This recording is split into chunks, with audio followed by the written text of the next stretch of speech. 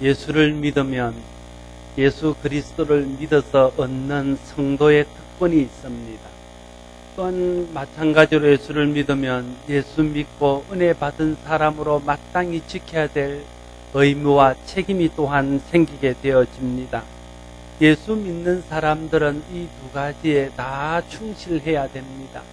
하나님께서 우리에게 예수 그리스도를 통해 주신 특권을 감사함으로 누릴 줄 알아야 하고, 또 하나님께서 우리에게 주신 책임과 의무를 또한 믿음으로 충성할 수 있어야 될 것입니다.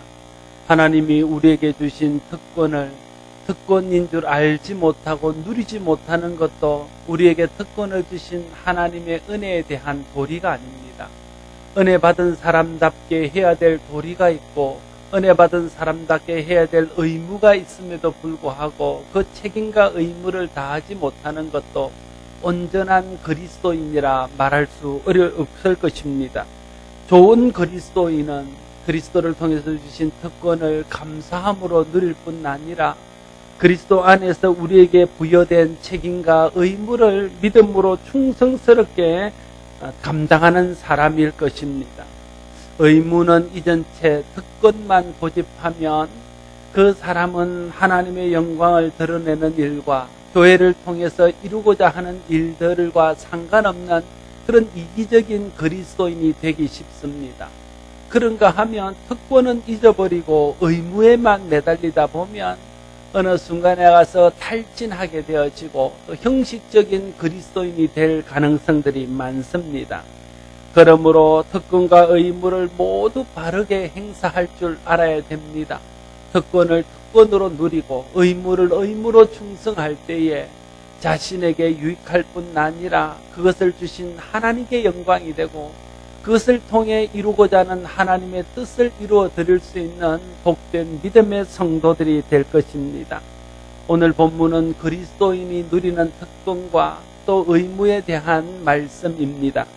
먼저 그리스도 안에서 성도가 누리는 특권에 대해서 말하고 있습니다. 특별히 오늘 본문에서 말하는 성도의 특권은 그리스도의 피를 힘입어 성소에 담대히 들어갈 수 있게 되었다 하는 것입니다. 19절과 20절 말씀에 보면 그러므로 형제들아 우리가 예수의 피를 힘입어 성소에 들어갈 담력을 얻었나니 그 길은 우리를 위하여 휘장 가운데로 열어놓으신 새로운 살 길이요 휘장은 곧 그의 육체니라 말씀하고 있습니다. 여기서 말하는 성소는 지성소를 말하는 것입니다. 지성소는 옛 언약 아래서는 아무나 들어갈 수 있는 곳이 아닙니다. 일반인들과 심지어 제사장들도 그곳은 들어갈 수 없는 곳입니다. 1년에 단 한 차례 대제사장만이 하나님이 허락하신 날, 하나님이 허락하신 때에 그곳에 들어갈 수 있는 곳이었습니다. 지성소는 하나님이 임재해 계시는 임재의 상징입니다. 하나님을 만나는 곳이고 하나님이 그곳에서 은혜를 베푸시는 장소입니다. 그런데 사람들이 죄로 인하여 하나님이 계시고 하나님이 은혜를 베푸시고 하나님이 우리를 만나주시는 그 장소에 나아갈 수 없게 되었다 하는 것입니다. 그것이 사람이 갖고 있는 한계요, 사람이 가지고 있는 불행이었습니다. 하나님께서 사람을 만드셨습니다. 그렇게 믿으십니까? 네, 하나님이 우리를 만드시면서 특별히 하나님의 형상으로 우리를 만드셨습니다. 하나님이 우리를 만드실 때 목적 없이 만들었겠습니까? 우리가 어떤 것들을 만들 때 만드는 사람이 그것을 통해서 이루고자 하는 뜻이 있고 목적이 있습니다. 심지어 하나님의 형상을 따라서 존귀하게 지은 사람이 목적 없이 지어졌겠습니까? 하나님이 사람을 만드실 때는 사람을 통해서 이루고자 하는 특별한 뜻이 있고 특별한 목적이 있었을 것입니다. 사람이 그것을 알고 그것을 누리면 복됩니다. 그것을 알고 그것을 누릴 때에 행복할 수 있습니다. 그러나 사람들이 죄로 인하여 하나님과의 관계가 단절되고 하나님 앞에 나아갈 수 없게 되어짐으로 말미암아 하나님께서 우리를 통해서 이루고자 하는 일들도 알 수 없게 되었고 하나님의 은혜를 받고 하나님을 복을 받는 길도 막혀버리게 되었다 하는 것이지요. 우리가 하나님의 은혜의 보좌 앞에 나아가서 하나님을 만나야 됩니다. 그래야 어떻게 살면 복이 되고 어떻게 살면 화가 되는지를 알 수 있습니다. 어떻게 해야 행복할 수 있고 어떻게 하면 불행에 빠지는가를 또한 알 수 있습니다. 하나님이 기뻐하시는 뜻이 무엇이며 하나님이 원하지 않는 일들이 무엇인지를 분별할 수 있습니다. 하나님의 위로를 받고 하나님의 격려를 받아서 세상을 살아갈 수 있는 힘과 능력을 얻을 수 있습니다. 그런데 이러한 하나님께 나아가서 하나님과 교제하는 이런 길이 막혀버렸다 하는 것입니다. 물론 그것은 하나님의 명령을 어기고 범죄함으로 에덴 동산에서 사람들이 쫓겨남으로써 하나님께 나아가는 길이 막히고 하나님과 교제하는 길이 막혀버려서 하나님을 만날 수도 없고 하나님의 은혜를 받을 수도 없는 신세가 되어지고 말았다 하는 것입니다. 그래서 우리에게 있어서 가장 필요한 것은, 우리에게 있어서 가장 중요한 것은 하나님 앞에 나아가서 하나님과 교제하며 하나님의 은혜를 덧입고 하나님의 뜻을 분별하며 사는 것입니다. 그래서 하나님으로부터 오는 복과 은혜를 누리며 살게 될 때에 하나님을 기쁘시게 하며 영화롭게 하고 우리 자신은 그 안에서 행복하게 살아갈 수 있게 되는 것입니다. 이런 사람의 처지를 불쌍히 여기신 하나님께서 부분적으로 하나님을 만날 수 있고 하나님의 뜻을 알 수 있고 하나님의 은혜를 누릴 수 있는 길들을 열어주셨습니다. 아브라함이나 모세와 같은 하나님의 사람들을 통해서 하나님의 뜻을 계시해 주셨고 제사제도나 율법제도를 통해서 하나님의 은혜를 덧입는 방법들을 알려주셨습니다. 특별히 1년에 한 번 대제사장을 통해서 지성소에서 이스라엘 백성들을 만나 주셨습니다. 이것은 공식적으로 인간이 하나님 앞에 나아갈 수 있는 유일한 날이요, 유일한 길이었습니다. 그런데 하나님께서 이 땅에 하나님의 독생자 예수 그리스도를 보내주셨고 예수 그리스도께서 십자가에 달려 피 흘려 죽으심으로 사람과 하나님 사이를 가로막고 있던 죄의 담을 허물어 주셨습니다. 그래서 누구든지 이제 예수 그리스도의 보혈의 공로를 의지하면 하나님 앞에 들어갈 수 있고 하나님을 만날 수 있고 하나님과 교제할 수 있는 복을 누릴 수 있게 되었다 하는 것이지요. 언제든지 하나님 앞에 나아가 예수 이름으로 기도하며 하나님과 교제할 수 있습니다. 예배함으로 하나님 앞에 나아갈 수 있고 믿음으로 하나님 앞에 나아가서 하나님과 영적인 교제를 나누며 그 은혜를 마음껏 누릴 수 있습니다. 이것이 복음이요, 이것이 우리에게 주신 예수 안에 누리는 가장 큰 특권입니다. 우리가 하나님 앞에 나아가 하나님께 구할 공로가 없을지라도 예수 그리스도께서 우리를 위하여 행하신 그 일로 인하여 그 보혈의 공로를 의지하여 하나님 앞에 담대히 나아갈 수 있습니다. 우리가 죄로 물들어 있어서 하나님 앞에 나아갈 의가 없다 할지라도 예수 그리스도께서 십자가를 통해서 이루신 의를 힘입어 하나님 앞에 담대히 나아갈 수 있게 되었습니다. 이것이 그리스도 안에서 성도가 누리는 은혜요 특권입니다. 예수님은 우리에게 이 은혜를 주시기 위해서 십자가에 달리셨습니다. 예수님은 우리에게 이 특권을 부여하시기 위해서 피 흘려 주셨습니다. 하나님 앞에 나가기가 죄송스러워서 죄가 있어서 의가 없어서 공로가 없어서 하나님 앞에 나아갈 수 없다고 말하고 하나님 앞에 나아가는데 염체가 없어서 하나님 앞에 기도할 수 없다고 말하는 사람이 있다면 그건 믿음의 사람이 아닙니다. 그건 겸손도 아닙니다. 그것은 자기 의나 자기 공로를 내세우는 공로주의에 불과한 것입니다. 여러분이 구원 얻은 것이 여러분의 의가 있어서 구원을 얻었습니까?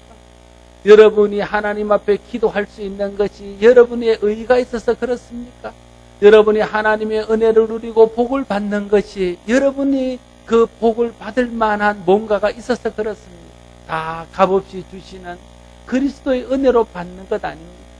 그러므로 우리가 염치 없지만 그리스도께서 우리를 위하여 베푸신 그 은혜를 감사함으로 받고 그리스도의 의를 의지하고 그리스도의 공로를 의지하고 하나님 앞에 나아가서 기도하고 예배하고 하나님을 만나며 교제하고 그 은혜 안에서 풍성히 베푸신 하나님의 복을 누려야 합니다. 이것이 예수님께서 우리에게 주시고자 하는 바이고 하나님께서 예수님을 통해서 우리에게 주시고자 하는 바입니다. 이것을 감사함으로 받게 되어질 때에 그리스도께서 우리를 위해서 흘리신 보혈의 공로가 헛되지 아니하고 그것을 감사함으로 받아 누리게 될 때에 하나님께서 베푸신 은혜 안에 사는 사람이 되어질 것입니다. 우리 모두가 그리스도의 보혈의 공로를 힘입어 하나님 앞에 담대히 나아가서 그리스도를 통해서 베푸시는 값없는 은혜와 값없는 특권들을 마음껏 누리며 사는 성도들이 될 수 있기를 바랍니다. 부모가 자식에게 좋은 것을 주기 위해서 뭔가를 값없이 줬는데 자식들이 그것을 누리지 않는다면 그 부모의 심정이 좋겠습니까? 하나님이 큰 대가를 치르고 우리에게 베푸신 그 은혜와 사랑도 마찬가지일 것입니다. 우리가 그것을 감사함으로 받고 마음껏 누릴 때에 하나님도 기쁘시고 하나님께서 그리스도를 통해서 이루신 일들이 값진 것으로 드러나게 되어질 것입니다. 그런데 이렇게 그리스도의 보혈을 의지하여 하나님께 나아가는 길을 우리를 위하여 휘장 가운데 열어놓으신 새로운 살 길이다 이렇게 말하고 있습니다. 그리스도의 보혈을 의지하여 하나님께 나아가는 길은 새로운 길이고 살 길입니다. 이 길을 새로운 길이라고 말하는 이유는 지성소에 들어가는 길이 일반인에게는 금지되어 있었고 대제사장도 1년에 한 차례만 들어갈 수 있는 길이었는데 예수 그리스도의 보혈을 믿는 사람은 언제든지 누구든지 그의 신분과 상관없이 그의 공로와 상관없이 그의 의와 상관없이 하나님의 지성소에 들어와서 예배하며 하나님의 지성소에 들어와서 기도하며 하나님의 은혜를 값없이 받을 수 있기 때문에 이것은 완전히 새로운 길이다 이렇게 말하고 있는 것입니다. 누구든지 언제든지 하나님의 성소에 들어갈 수 있다는 것은 옛 언약 안에 살았던 사람들은 상상조차 할 수 없었던 일이었습니다. 예수 그리스도의 보혈을 의지하여 하나님께 나아가는 길은 그래서 완전히 새로운 길입니다. 우리가 이 새로운 길을 알고 누릴 수 있다는 것은 얼마나 큰 은혜요, 얼마나 큰 복인지 모릅니다. 이 길을 우리에게 알려주셨고 누리게 하신 하나님께 감사하고 이 길을 알지 못하는 사람들에게 이 길이 있음을 알리는 것이 그 은혜에 보답하는 것이요. 이런 특권을 누리는 사람이 가져야 할 바른 마음 자세일 것입니다. 하나님이 베푸신 이 놀라운 구원의 은혜를 감사함으로 누리고 이것을 다른 사람과 행복하게 나누는 저와 여러분 모두가 될 수 있기를 바랍니다. 또한 이 길은 새로운 길일 뿐 아니라 살 길이라고 말하고 있습니다. 이 예수 그리스도를 통해서 하나님께 나아가는 길이 생명의 길이기 때문에 그렇습니다. 살 길이라는 말은 생명의 길이라는 말의 다른 표현입니다. 예수 그리스도의 보혈을 의지하여 하나님께 나아가면 죄로 인하여 죽었던 사람들이 살아나고 죄의 저주 아래서 영원한 형벌을 받아야 했던 사람들이 영원한 생명을 얻고 천국에서 영생을 누리게 되어집니다. 그래서 예수 그리스도를 통해서 하나님께 나아가는 길은 새로운 길일 뿐 아니라 살 길인 것입니다. 우리는 다 예수를 믿어 죄의 형벌인 죽음의 저주에서 벗어나 영원히 살 길을 찾았습니다. 이것이 또한 은혜 중에 은혜요 복 중에 복입니다. 사람들이 말하기를 어떤 좋은 일들이 있으면 이것으로도 충분하지 아니한가 이런 말들을 흔히 합니다. 여러분, 우리가 예수 그리스도 안에서 구원받고 살아도 천국이요 죽어도 천국이라면 정말 그것만으로도 충분하지 않습니까? 세상의 물질이 좀 부족할지라도 세상 사람들이 나를 좀 알아주지 못할지라도 내가 이 세상에서 좀 다른 사람처럼 편안하게 살지 못할지라도 천국의 소망이 있고 마음속에 천국을 누리며 하나님 주시는 진정한 은혜와 평화가 있다면 그것으로 충분할 것입니다. 우리 모두가 하나님께서 우리에게 베푸신 이 살 길, 또 이 새로운 길의 은혜를 누리며 이 은혜로 인하여 감사할 수 있는 우리 모두가 될 수 있기를 바랍니다. 성도가 그리스도의 보혈의 공로로 특권을 누린다면 그 특권을 누리는 사람은 마땅히 하나님 앞에 져야 될 책임과 또한 의무도 있음을 알아야 합니다. 그것이 예수 그리스도의 피를 힘입어 성소에 들어갈 담력을 얻은 사람들이 마땅히 해야 할 도리일 것입니다. 22절 말씀에 보면 우리가 마음의 뿌림을 받아 악한 양심으로부터 벗어나고 몸은 맑은 물로 씻음을 받았으니 참 마음과 온전한 믿음으로 하나님께 나아가자 말하고 있는 것을 보게 됩니다. 그리스도의 보혈의 공로로 마음이 악한 양심으로부터 벗어나고 몸이 정결하게 된 사람은 참 마음과 온전한 믿음으로 하나님께 나아가야 한다, 이렇게 말하고 있습니다. 이것이 오늘 본문이 말하는 성도의 첫 번째 의무입니다. 참 마음과 온전한 믿음으로 하나님께 나아간다는 말은 무엇일까요? 참 마음은 진리의 마음입니다. 하나님께서 우리에게 본래 하나님의 마음을 주셨습니다. 그 마음을 알고 그 마음 안에서 살았습니다. 그런데 우리 마음에 사단의 마음이 들어왔습니다. 그래서 우리 마음속에 하나님의 마음을 잃어버렸습니다. 그래서 사단이 주는 생각과 사단이 주는 유혹 속에서 살 수밖에 없는 자들이 된 것이죠. 그런데 다시 예수 그리스도가 이 땅에 오셔서 하나님의 마음을 알게 하셨고 하나님의 사랑이 얼마나 큰지, 우리를 향한 하나님의 사랑이 어떤 것인지를 보여주셨습니다. 그리고 성령을 보내주셔서 성령을 통해서 하나님의 마음을 회복시켜 주셨습니다.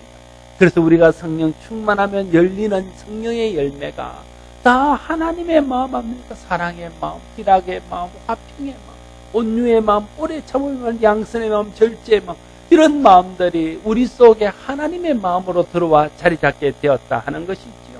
그래서 우리 마음 속에 진리의 마음, 참 마음이 생겼습니다. 내 마음이 옳은지 그른지 알아볼 수 있는 방법이 무엇이겠습니까? 내 마음속에 품고 있는 것이 진리에 합당한 마음이면 내 마음은 참 마음, 진리의 마음입니다. 그러나 내가 품고 있는 마음, 내가 품고 있는 생각들이 진리에서 벗어나 있으면 그 마음, 참 마음, 참된 마음이 아닙니다. 우리가 품어야 될 마음은 참된 마음입니다. 그 마음이 하나님을 기쁘시게 하고 사람을 유익하게 하고 결국 자기를 복되게 하는 마음입니다. 남을 해하고자 하는 마음, 남을 미워하는 마음, 이기심에 사로잡혀 있는 마음, 이런 마음들은 참 마음일 수 없습니다. 그리스도께서 주시는 마음, 진리 안에 있는 마음일 수 없습니다. 그런 사람은 자신도 불행하고 다른 사람도 불행하게 할 뿐입니다. 그러므로 우리 마음속에 참 마음을 품어야 됩니다. 진리 안에서 성령이 주시는 마음을 품어야 됩니다. 내 마음이 진리에 합당한 마음이 되도록 해야 됩니다. 그럴 때에 우리 마음이 참 마음이 될 것입니다. 나는 여러분의 마음이 세상의 헛된 것과 악한 것들과 자기 욕심에 사로잡혀 있는 데서 돌이켜서 진리를 따르며 성령을 따르는 참 마음이 되기를 소원합니다. 여러분 마음이 참 마음이 될 때에 여러분 마음에서부터 나오는 모든 행동이 참된 행동이 될 것입니다. 여러분 마음의 표현으로 나오는 모든 말이 참말이 될 것입니다. 그러면 하나님께 영광이 되고 교회에 덕이 되고 다른 사람에게 유익이 되고 자신도 하나님과 사람 앞에서 복된 삶을 사는 사람이 될 것입니다. 성도는 참 마음을 지녀야 할 사람입니다. 성도가 참 마음을 지킬 수도 있고 안 지닐 수도 있는 게 아닙니다. 성도가 참 마음을 지니는 것이 성도의 의무입니다.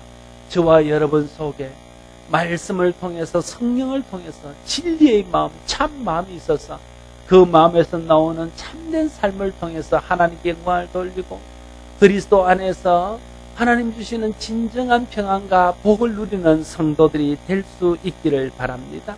또한 참 마음뿐 아니라 온전한 믿음으로 하나님 앞에 나가야 된다 말하고 있습니다. 온전한 믿음이란 충만한 믿음입니다. 다르게 말하면 확신에 찬 믿음입니다. 히브리서 11장 6절 말씀에 믿음이 없이는 하나님을 기쁘시게 할 수 없나니 하나님께 나아간 자는 반드시 그가 계신 것과 또한 그가 자기를 찾는 자들에게 상 주시는 이심을 믿어야 할지니라 말하고 있습니다. 여러분, 오늘 아침에 나올 때 어떤 마음으로 나왔습니까? 주일이니까 또 습관적으로 혹시 나오진 않았습니까? 안 나오면 사람들로부터 또 눈총을 받고 혹은 사람들이 나를 궁금하게 여기니까 그렇게 나오진 않았습니다.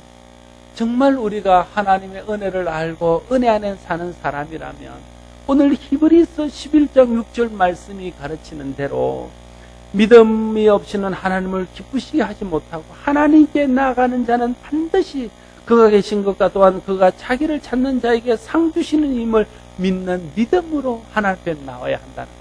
내가 오늘 하나님 앞에 믿음으로 나아가면 하나님이 나를 기뻐하시고 내가 드리는 기도 예배를 기뻐 받으시고 기도를 기뻐 받으시고 또한 우리에게 하나님의 신령한 은혜를 부으시고 복을 주시고 상 주실 것이라는 것을 믿는 믿음과 확신을 가지고 주님 앞에 나와야 된다. 그런 마음으로 예배하고 또 그런 마음으로 봉사해야 되는 것이지요. 그러면 사람들이 좀 몰라줘도 찬양대에 그냥 앉을 수 있습니다.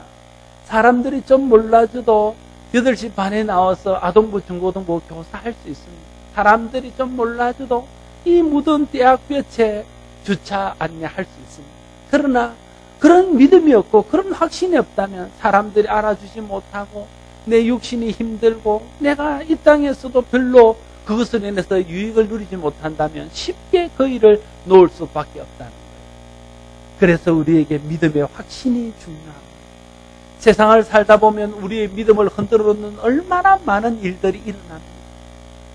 생각하지 못했던 어려운 일들, 인생의 골목골목에서 만나는 걸림돌들, 내가 뜻하지 않았던 일들이 내 앞을 가로막는 그런 경우들, 기대했던 자녀들이 기대만큼 되지 못하고 소원했던 일들이 소원했던 대로 되지 못하고 기도했던 일들이 기도한 대로 응답되지 않는 그런 일들이 우리 일상 속에 얼마나 많이 일어나고 있냐는 것입니다.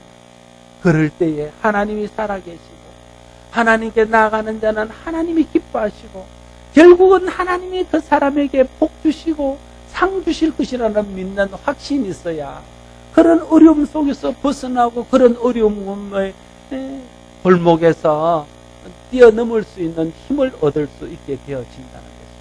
그래서 우리 속에 믿음의 확신이 있어야 됩니다. 믿음은 어떻게 생깁니까?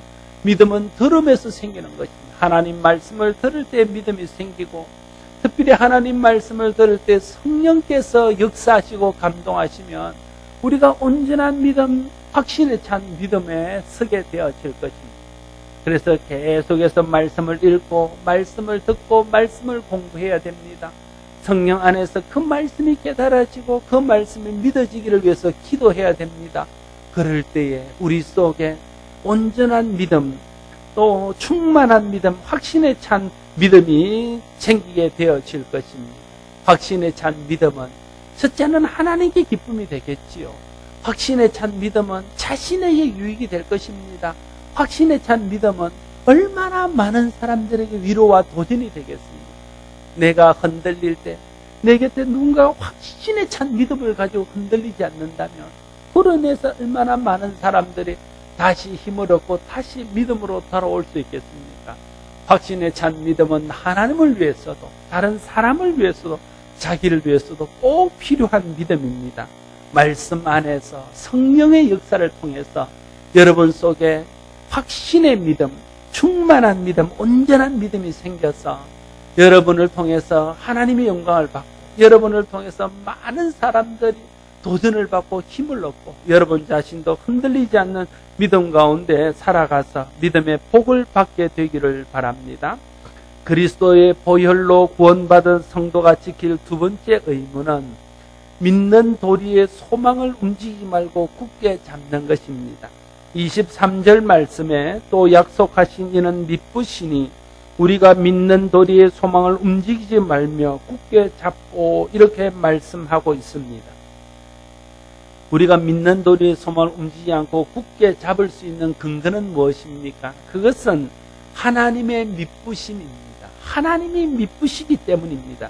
미쁘다는 말은 신실하다는 말입니다. 진실할 뿐 아니라 성실하시다는 것이죠. 하나님이 가지고 있는 하나님의 아주 독특한 품성 중에 하나는 신실하심, 미쁘심입니다. 하나님은 언제나 우리를 향하여 신실하십니다. 내가 신실하지 못할 때도, 내가 하나님 앞에 충성스럽지 못할 때도 하나님은 우리에게 신실하십니다. 하나님은 우리를 향하여 언제나 성실하시고 언제나 진실하게 대하십니다. 그래서 우리가 하나님 앞에 마음이 뒤틀려 있을 때는 하나님이 우리에게 진실하지 않는 것처럼 보이다가 내가 회개하고 돌이켜서 내 마음이 진실해서 보면 하나님은 여전히 신실하신 분으로 거기 계신다는 것을 알 수 있게 되는 것 아닙니까? 하나님은 온전히 신실하신 분이십니다. 그 신실하신 분이 우리에게 하신 약속이기 때문에 그 약속 또한 신실하십니다. 하나님이 신실하시기에 진실하신 하나님의 약속은 틀림이 없는 것입니다. 어떤 사람이 정말 믿을 수 있고 어떤 사람이 정말 신실하다면 그 사람이 한 약속을 믿을 수 있는 것 아닙니까? 그 사람이 한 일들을 믿을 수 있는 것 아닙니까? 그럴진데 온전히 신실하시고 온전하신 미쁘신 하나님이 우리에게 주신 약속들은 우리가 믿을 수 있는 것입니다. 그래서 천국의 소망도 주님께서 장차 우리에게 주실 상에 대한 그런 약속도 우리는 믿을 수 있는 것입니다. 왜냐하면 신실하신 하나님께서 하신 약속이기 때문에 그렇습니다. 특별히 우리가 하나님의 말씀을 쉬 믿지 못하고 하나님에 대해서 의심하는 마음이 있다는 것을 하나님이 아십니다. 그래서 하나님이 우리를 얼마나 사랑하시고 하나님의 약속이 얼마나 신실한가를 우리에게 보여주기 위해서 당신의 독생자 예수 그리스도를 이 땅에 보내주셨고 예수 그리스도를 우리를 대신하여 십자가에 달려 돌아가시게 하시기까지 하면서 하나님이 우리를 향한 자기의 사랑을 확정하시고 하나님이 우리에 대한 신실하심을 보증해 주셨다는 것 아닙니까? 그래서 하나님이 약속한 천국의 소망, 하나님이 성경에 약속한 모든 약속들은 반드시 그대로 이루어질 것입니다. 그러므로 우리 모두가 이 신실하신 하나님을 믿고 믿음으로 하나님이 성경을 통해서 우리 주신 약속들을 든든히 붙들고 나아갈 수 있어야 할 것입니다. 소망이 없는 사람은 세상을 살아갈 힘과 또 세상을 살아갈 용기를 쉽게 잃어버립니다. 그러나 소망이 있는 사람은 그 소망 때문에 어려움들을 이겨낼 수 있습니다. 소망이 있는 사람은 소망 때문에 모든 환난들을 극복할 수 있습니다. 하나님이 우리에게 소망을 주셨습니다. 물론 이 땅에서도 살아가는데 여러 가지 소망을 주시지만 가장 확실한 소망인 천국의 소망을 우리에게 주셨습니다. 그것은 신실하신 하나님의 약속입니다. 예수 그리스도를 우리를 위해서 내어주신 만큼 우리를 사랑하시는 그분의 약속이요, 그분의 신실하신 그런 소망의 약속입니다. 그러므로 우리가 이 천국의 소망을 붙들고 어떤 상황 가운데도 흔들리지 않고 믿음으로 주님 앞에 나가야 할 것입니다. 우리 모두가 믿는 도리의 소망을 움직이지 말고 굳게 잡고 그 소망이 주는 위로와 그 소망이 주는 격려와 그 소망이 주는 능력으로 새 힘을 얻고 날마다 승리하며 살아갈 수 있게 되기를 바랍니다. 또한 그리스도의 보혈의 은혜로 이번 성도가 지킬 세 번째 의무는 서로 돌아보아 사랑과 선행을 격려하는 것입니다. 24절 말씀, 서로 돌아보아 사랑과 선행을 격려하며 이렇게 말합니다. 우리는 다 연약한 사람입니다. 그렇지 않습니까? 위로가 필요 없고 격려가 필요 없는 사람이 누가 있겠습니까? 저도 여러분의 위로와 격려가 필요한 사람입니다. 아십니까? 여러분들도 마찬가지로 서로의 위로가 필요하고 격려가 필요합니다. 여러분, 혹시 한 번씩은 저를 위로해 주십시오. 혹시 한 번씩은 저를 격려해 주십시오. 지나가다가 그런 것들이 제 목회에 얼마나 큰 힘이 되고 다시 한번 내가 힘을 내어서 잘해야지, 그런 다짐을 하도록 합니다. 물론 목사가 하나님께 위로를 받고 격려를 받아야 되겠지만 저도 연약한 사람인 거로 여러분들의 위로와 격려가 필요할 때가 참 많습니다. 여러분이 저를 지지해 주고 여러분들이 저를 격려해 주므로 오늘 제가 여기까지 왔습니다. 여러분의 지지가 없었다면, 여러분의 격려가 없었다면 어떻게 제가 오늘 여기까지 왔겠습니까? 우리에게는 서로의 격려가 필요합니다. 우리에게는 서로의 위로가 필요합니다. 우리가 어디 가서 위로받겠습니까? 목사가 세상 사람들에게 위로를 받겠습니까? 목사가 세상 사람들에게 격려를 받겠습니까? 성도가 세상 사람들에게 위로를 받겠습니까? 성도가 세상 사람들에게 격려를 받겠습니까? 특별히 우리가 서로가 하는 사랑과 선행을 격려하라 이렇게 말하잖아요. 아니 우리가 하는 믿음 안에서 사랑과 선행을 우리 믿음의 사람 말고는 누가 격려하겠습니까? 세상 사람들이 우리가 하는 선행과 우리가 하는 사랑에 대해서 격려하겠습니까? 그들이 우리를 비웃지 아니하고 방해하지 않는 것만 해도 다행일 것입니다. 정말 우리가 믿음 안에서 신앙을 지키며 사랑과 선행을 하는 것들을 격려할 수 있는 사람은 이 땅에서는 믿음의 형제들, 믿음의 성도들밖에 없습니다. 그래서 제게는 여러분이 소중하고 또 여러분들에게는 제가 소중하고 우리 서로가 소중한 것입니다. 왜냐하면 우리가 서로 위로하는 사람들이고 서로 격려하는 사람들이기 때문에 그렇습니다. 특별히 여러분 누가 좀 잘하면요 위로하고 격려하십시오. 시기하지 마세요. 시기한다고 자기에게 무슨 유익이 있습니까? 그렇지 않나요? 여러분 시기한다고 자기에게 유익이 있다면 시기하십시오. 그러나 시기하면 자기 마음만 더 다치고 자기만 더 비참하게 되는 것 아닙니까? 물론 시기받는 사람도 힘들어지겠지요. 정말 우리가 그리스도 안에서 서로의 사랑을 위로하고 격려하고 서로의 선행을 위로하고 격려한다면 그 안에서 피차 함께 자라가는 것 아니겠습니까? 이 함께라는 말이 중요합니다. 그래서 우리는 교회입니다.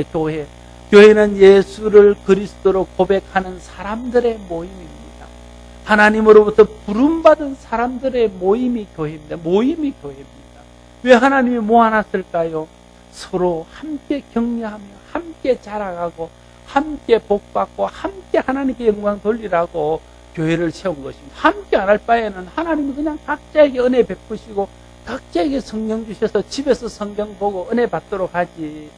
이렇게 더운 데 나와서 함께, 물론 여기가 시원하니까 기쁜 마음으로 오셨겠지만 함께 이렇게 할 이유들이 없는 것 아닙니다. 우리 마음속에 함께라는 마음이 있어요. 내가 옆에 있는 분과 함께 자라야지. 내가 옆에 있는 분과 함께 잘 돼야지. 우리가 함께 하나님 앞에 영광 돌려야지. 이런 마음이 그리스도가 주는 마음이요, 하나님이 주는 마음이요, 진리 안에 있는 참 마음이요. 나만 잘하고 나만 복받고 그래서 서로 경쟁하고 서로 시기하고 미워하고 질투한다면 그것은 하나님 안에서 온전한 사람의 일이 아닐 것입니다. 우리가 진정으로 믿음 안에서 서로 형제로 여긴다면 서로 돌아보아 사랑과 선행을 격려해야 됩니다. 우리가 서로 돌아보아 사랑과 선행을 격려함으로 함께 하나님께 영광 돌리고 함께 하나님 나라를 이루어가고 함께 자라갈 수 있는 우리 모두가 될 수 있기를 바랍니다. 오늘 본문이 말하는 그리스도의 보혈의 은혜 아래 사는 성도의 네 번째 의무는 모이기를 힘쓰며 모이기를 힘쓰도록 서로 권하는 것입니다. 25절 말씀 같이 한번 읽습니다. 25절입니다.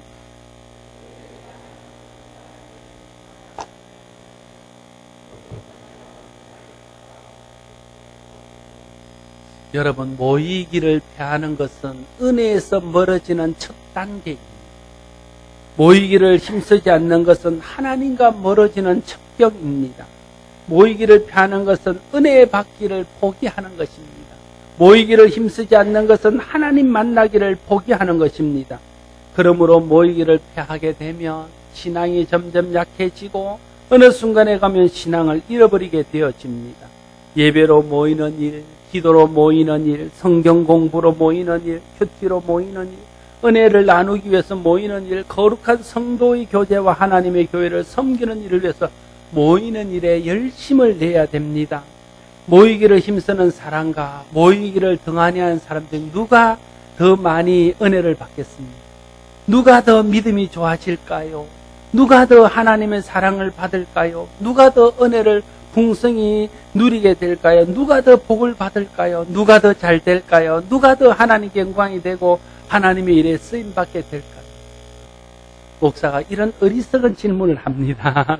이건 정말 어리석은 질문입니다. 특별히 오늘 본문은 모이기를 피하는 어떤 사람들의 습관까지 하지 말고 오직 권하여 그날이 가까운 볼수록 더 그리하자 말하고 있습니다. 그날은 예수 그리스도의 재림의 날입니다. 주의 재림의 날이 가까워지고 말세가 가까워지면 나타나는 현상 중 하나는 사람들이 모이기를 싫어한다는 것입니다.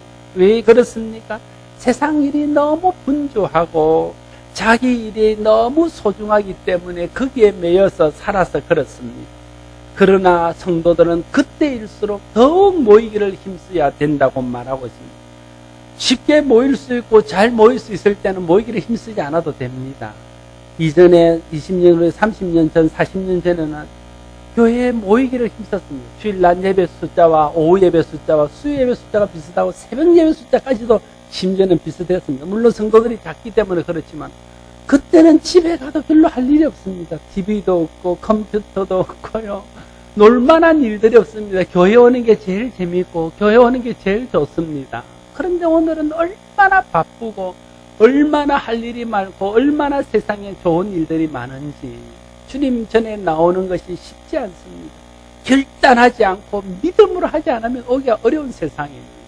그래서 주님이 말씀하는 거죠. 그날이 가까움을 볼수록 더욱 모이기를 힘쓰고 모이기를 피하는 어떤 사람들의 습관을 본받지 말고 서로 권하여 모이기를 힘쓰라 말하고 있는 것입니다. 모이기를 피하는 사단의 전략에 맞서서 우리가 더 모이기를 힘쓰고 은혜 받기를 힘쓰고 하나님 만나기를 힘써야 됩니다. 그래야 우리가 여전히 하나님께 영광이 되고 여전히 하나님의 은혜를 누리고 여전히 하나님의 은혜를 세상과 나누는 사람들로 살아갈 수 있기 때문에 그렇습니다. 사랑하는 성도 여러분, 그리스도의 보혈의 은혜로 구원받은 성도에게는 누려야 할 특권과 지켜야 될 의무가 있습니다. 이 어느 하나도 소홀히 할 수 없고 이 어느 하나에도 지우쳐서는 안 됩니다. 하나님 주시는 은혜를, 하나님 주신 특권을 감사함으로 누리고 하나님께 영광 돌려야 됩니다. 또한 하나님 주신 은혜 안에서 내가 해야 될 나의 의무와 책임들을 믿음으로 충성스럽게 감당해야 될 것입니다. 그럴 때에 우리를 구원하신 하나님의 영광이 세상에 드러나고 우리를 통해서 하나님이 큰 영광 받으시고 세상은 우리를 통해서 하나님의 영광을 보고 죽게 들어와 구원받는 은혜가 있습니다. 우리는 그리스도 안에서 소망과 기쁨과 감사함과 평안을 누리면서 세상이 줄 수도 할 수도 없는 기쁨 가운데 사는 성도들이 될 것입니다. 우리 모두가 그리스도 안에서 누리는 특권과 의무를 잘 조화롭게 이루어감으로써 이런 은혜와 복을 누리는 성도들이 될 수 있기를 바랍니다. 기도하겠습니다. 아버지 하나님 은혜를 감사합니다.